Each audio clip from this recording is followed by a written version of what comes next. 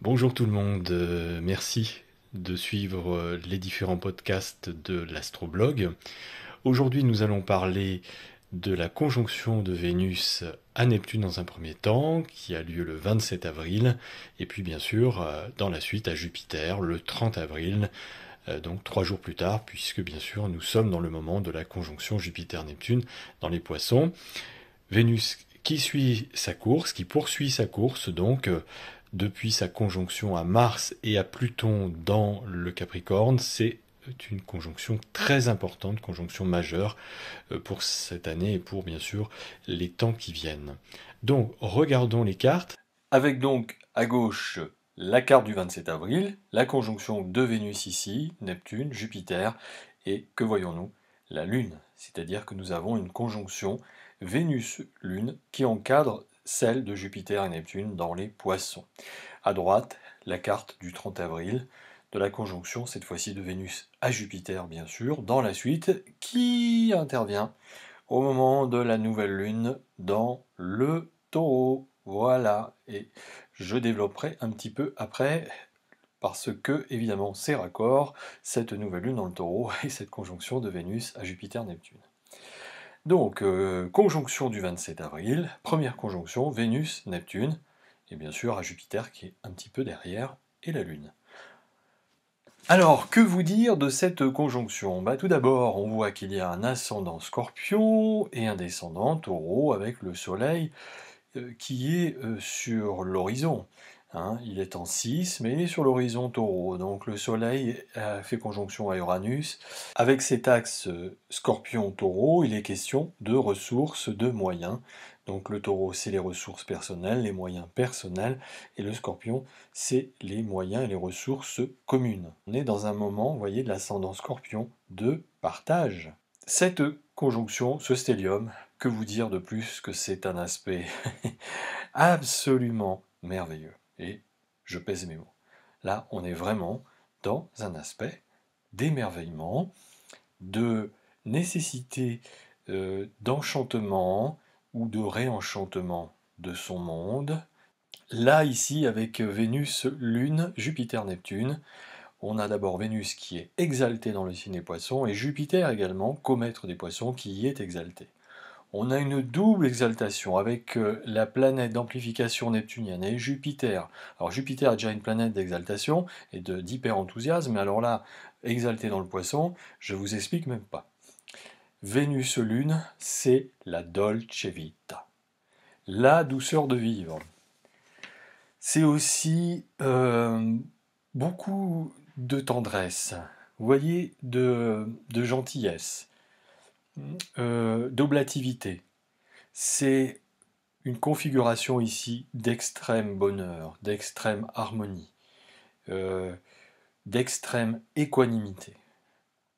Pour parler simplement, j'ai envie de dire ici, là, c'est la parenthèse enchantée où on a envie et où on va, cela coule et douce. Mais alors, d'une force, les amis, sortez le transat, sortez le hamac, installez-vous confortablement dedans, choisissez-vous un endroit où vous êtes vraiment au calme, tranquille, loin des fracas du monde, loin du bruit des gens, et laissez-vous bercer dans une espèce de nonchalance, d'indolence, voire même de paresse, parce que c'est vrai que le Neptune, oulala, il ne faut pas trop en demander, on va se placer là, on va être très contemplatif, on va observer ce qui se passe, mais surtout, dans la vie, il ne faut pas s'en faire avec cet aspect-là. C'est un moment où on est dans l'œil du cyclone, vous voyez?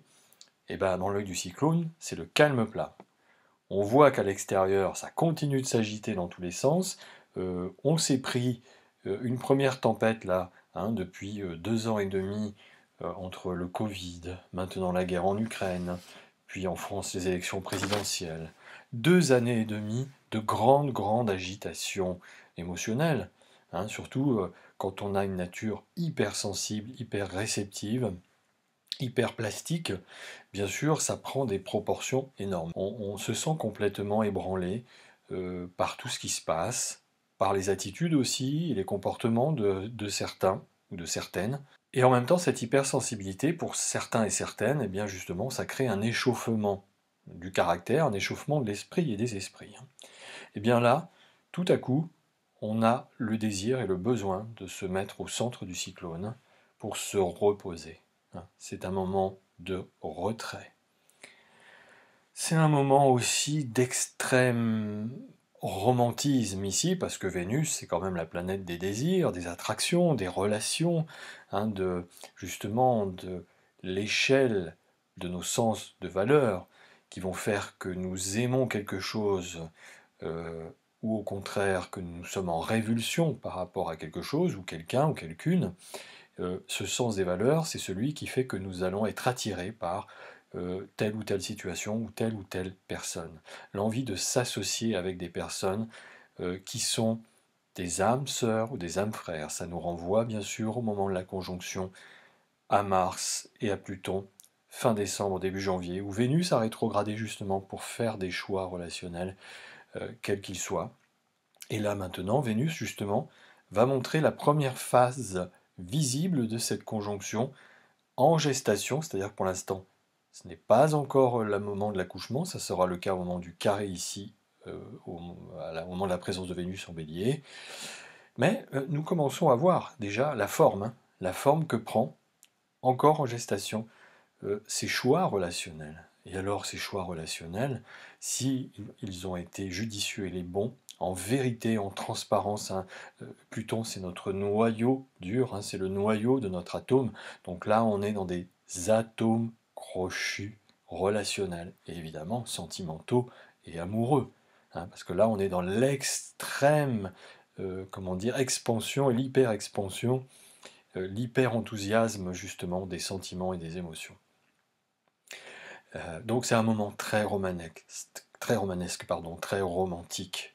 On flotte, on a envie de se laisser bercer par une douce quiétude, une douce mansuétude, un besoin de se laisser aussi porter, envoûter, enchanter, se laisser plonger dans une vague d'amour, parce que c'est ça, c'est l'amour avec un grand A ici. Vraiment, un amour de l'âme, des sensations en fait, c'est difficile à décrire en fait, avec Neptune il y a toujours un peu quelque chose de flou, et donc c'est l'ivresse des sens, l'ivresse des sentiments, donc là c'est le bonheur, Lune, Vénus, c'est la recherche du bonheur, c'est le désir du bonheur. On se positionne dans notre île au trésor intérieur, dans notre paradis, et ce paradis on a envie de le partager, on a envie de le vivre avec quelqu'un d'autre, ou une autre personne, ou d'autres personnes, en tout cas on a envie de le partager dans des relations vraiment authentiques, des relations très précieuses, qui ont cette capacité d'aller plus loin que d'être une parenthèse enchantée, d'être une simple parenthèse.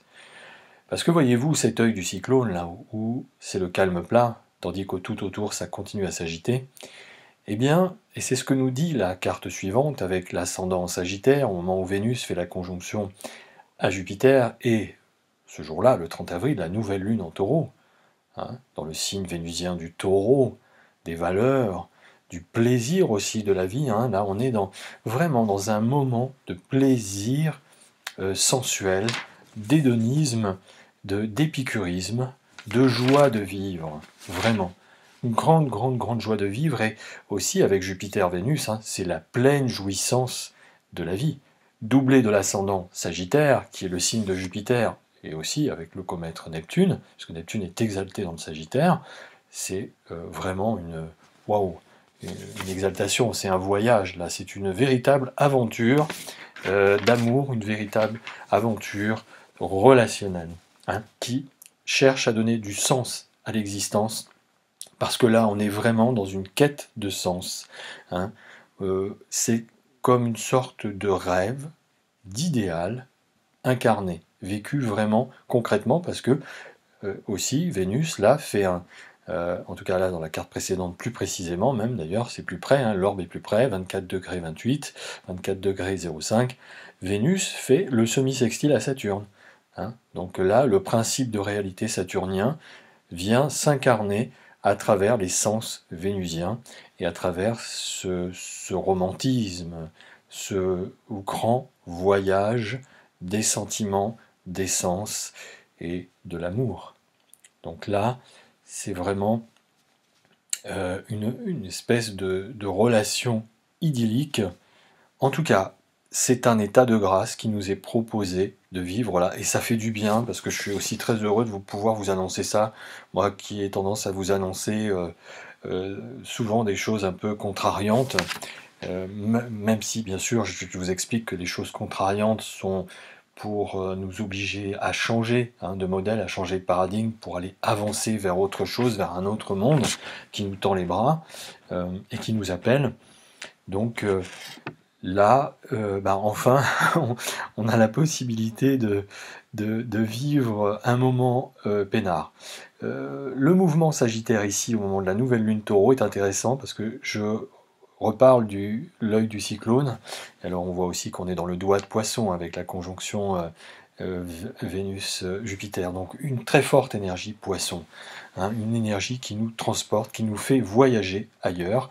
Avec l'ascendant Sagittaire, on est vraiment justement dans le transport, dans le voyage. Alors c'est soit un voyage intérieur qui nous fait nous affranchir de certaines limites et aller partir en quête de nouveaux territoires, de découverte de nouveaux territoires, intellectuels, mais aussi géographiques. On peut partir en voyage, on peut s'exiler. Là, on est dans une forme d'exode et d'exil par rapport à, justement, toute cette agitation du monde. Peut-être que ça continue de s'agiter autour, mais soit on a envie d'être au centre, voilà, et donc d'être dans l'œil du cyclone où c'est calme. Et cette énergie de mouvement, Sagittaire Gémeaux, eh bien justement, elle peut nous proposer de bouger avec le cyclone. Vous voyez où je veux en venir? Parce que si on bouge avec le cyclone, on reste dans l'œil du cyclone, et on reste dans le calme. Voilà. Et c'est ça, cette énergie aussi Sagittaire, qui nous propose le mouvement et le déplacement, avec le Gémeaux. De bouger avec le cyclone. Donc ça va continuer à s'agiter autour de soi. Mais soit, eh bien on va rester au calme, à l'abri. Il va faire beau.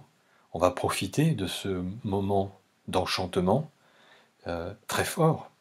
Et avec des personnes ou avec une personne, on va être dans un moment magique ici, un moment vraiment qui nous fait voyager.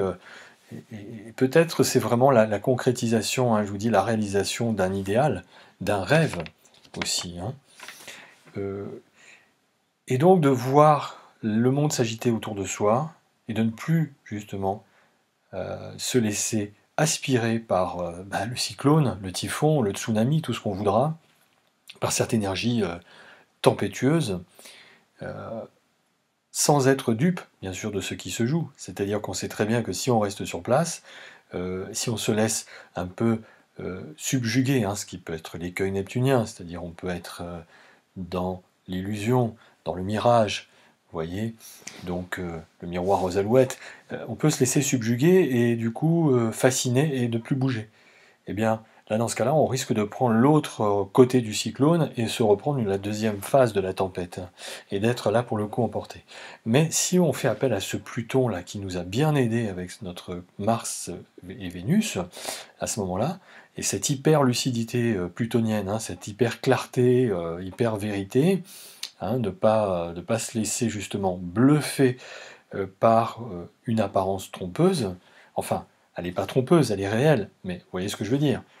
On sait qu'on est dans l'œil du cyclone, par contre à l'extérieur ça continue d'être la tempête. Eh bien, si on se laisse pas bluffer, si on se laisse pas tromper par ça, c'est super, parce que justement, on va bouger avec l'œil du cyclone, on va se déplacer, et du coup, eh bien ça c'est l'aspect plastique aussi du signe du Poisson, l'aspect protéiforme, donc d'adaptation et d'adaptabilité. Eh bien c'est génial, parce qu'on va épouser le contexte, et on va suivre ce contexte, et on va en même temps préserver ce moment de grâce-là, cet état de grâce, et on va pouvoir justement le perpétuer et le faire durer pour très longtemps, parce qu'avec le Poisson, on a un sentiment d'infini, un sentiment d'éternité, un véritable sentiment de complétude avec la totalité des choses, avec les autres, avec la vie, avec le monde du vivant, avec tout ce qui nous entoure, et tout ce qui fait que nous sommes des êtres vivants. Et donc, évidemment, à un moment donné, toute tempête ne dure pas. Ça finit par s'arrêter, le cyclone s'arrête, et donc on a pu continuer à vivre et à être heureux tant bien que mal, hein, en préservant justement son espace dans l'œil du cyclone. Alors on peut vouloir sauver les autres, on peut vouloir inviter les autres dans cette dynamique-là, et que les autres personnes n'ont pas voulu finalement écouter. Donc là, voilà, ben non, cet aspect-là nous dit, bon bah tant pis, voilà, tant pis, moi, les personnes avec qui j'ai envie d'être, elles sont là, elles ont accepté, moi aussi j'ai accepté d'être avec certaines personnes, j'ai écouté un peu justement les messages, je me retrouve bien en leur compagnie, et je vais pouvoir me recentrer, et puis bah oui, qu'est-ce que vous voulez que je vous dise, il y a un côté un peu lié à la fatalité, hein. On fait preuve de discernement avec la Vierge, toujours, hein, qui est en face et qui opère, même s'il n'y a pas de planète dans la Vierge. Et là, on est effectivement dans l'axe Poisson-Vierge. Donc là, on est dans un moment de grâce, un moment de plénitude, de bonheur, et je suis très heureux de vous l'annoncer. Profitez de ce moment. Donc si vous êtes de la fin des troisièmes décans Poissons, ça peut être un moment de démarrage justement de cela. Hein, vous vous êtes rendu compte que vous avez essayé d'aider les autres, etc., etc. Et là, ouf, voilà, stop. Vous allez vous recentrer, voilà, vous préoccuper un petit peu de vous-même et des personnes qui sont autour de vous et qui, quelque part, acceptent de vous accueillir, d'accueillir votre bienveillance, tout simplement. Également pour les fins de troisième décan Vierge en opposition, et puis par carré, les fins de troisième décan Sagittaire et Gémeaux. Si, en fait, ça concerne les signes ici et toute personne qui a des éléments astrologiques, des éléments zodiacaux dans ce secteur-là. Ce qui est le cas également en ce moment avec Vénus, Jupiter et Neptune est également là. Donc cette nouvelle lune en taureau, là le 30, elle va activer profondément cette Vénus, puisque le taureau est gouverné par Vénus.